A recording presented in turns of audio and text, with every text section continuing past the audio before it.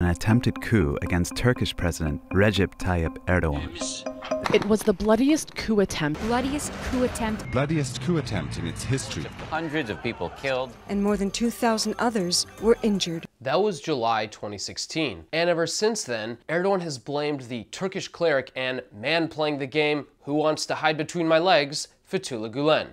Either arrest Fethullah Gulen or return him to Turkey. But the Turkish government cannot arrest him. And that's because he lives in... Of all places, of all places, And of all places, Of all places. of all places, Of all places? Of all places! in the Pennsylvania countryside. In Saylorsburg, Pennsylvania. Saylorsburg, Pennsylvania. What do all the coastal media leads have against Saylorsburg? Saylorsburg, Pennsylvania is home to the Hotel of Horror. It's the world's greatest haunted house. Why would any reasonable person live anywhere else? So, our main question tonight is, should Donald Trump extradite Fethullah Gulen?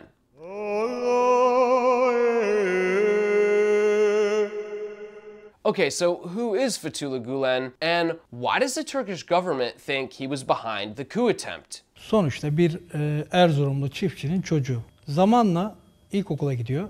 İlkokulun 1. sınıfını 2 defa gitmesine rağmen ilkokulu bitiremiyor. Yani kafa kalın. A dumbass? Foreign policy named him the most influential public intellectual in 2008. He's built a global movement with millions of followers that oversees hundreds of schools and controls billions of dollars. And above all that, he's a Monday night regular at the Hotel of Horror. I think he's figured out some shit. So, Gulen built an empire, and that empire is rooted in his own teachings and writings. He's really the only leader of the movement, which has led some of his followers to do some pretty weird stuff. Once a man appeared at his service with a shoe that he said had been worn by Gulen. People were so excited, they stripped the leather from the shoe and boiled it for a long time. Then, they cut the leather into pieces and ate it. Okay, so many questions. First of all, as a Jewish person, how much soluble fiber do you get in a serving of split suit leather? And how did they decide who got the biggest piece?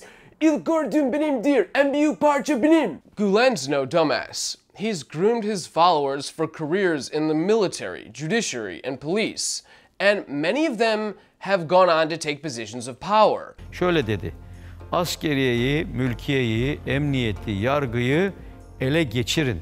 And that's why things are so murky for Gulen, because some of his followers in Turkey were clearly behind the coup attempt. This guy's name is Adil Öksüz, and the Turkish government claims he's a close associate of Gulen. They released evidence that Öksüz frequently traveled to New York for short periods of time. By the way, New York is a 2-hour drive from Saylorsburg, Pennsylvania, including a trip just days before the 2016 coup attempt. Then, the morning after the coup attempt, Öksüz was caught with other soldiers near the Akinci military airbase in Ankara, where coup plotters had just attacked the night before. And again, according to the Turkish government, when Öksüz was caught, he claimed he was, quote, looking around for a possible piece of farmland to buy. Oh, come on, Öksüz, that's the best excuse you could come up with? That would be like if someone breached the White House, got caught, and was like, what? I'm a real estate investor. The Vitruvian neoclassical interior of the White House tickles my fancy. Another prominent Gulenist, Kemal Batmaz, flew from Istanbul to New York on the same July 11th, 2016 flight as Öksüz, and he returned to Turkey on the same July 13th flight 48 hours later. When interrogated, again, and this is according to the Turkish government, Batmaz says he was also looking to buy farmland near the airbase.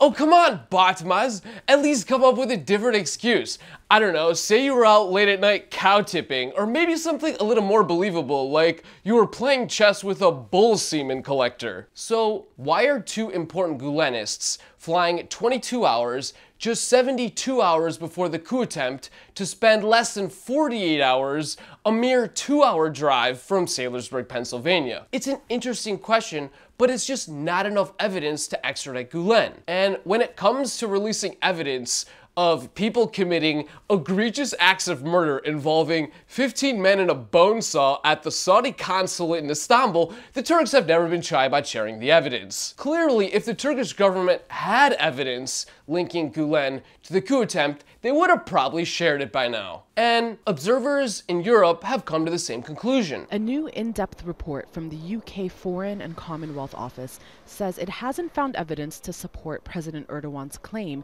that the Gulen movement orchestrated the coup attempt, but that there is evidence to indicate individual members were involved. Last week, the European Council on Foreign Relations called your movement opaque and secretive and said there is enough evidence linking followers of Gulen to the coup, but evidence pointing to Gulen himself remains scant. And that's why US government officials went apeshit last week when they learned that Trump was considering handing over Gulen to Turkey, apparently so that Turkey would settle down about the Khashoggi murder.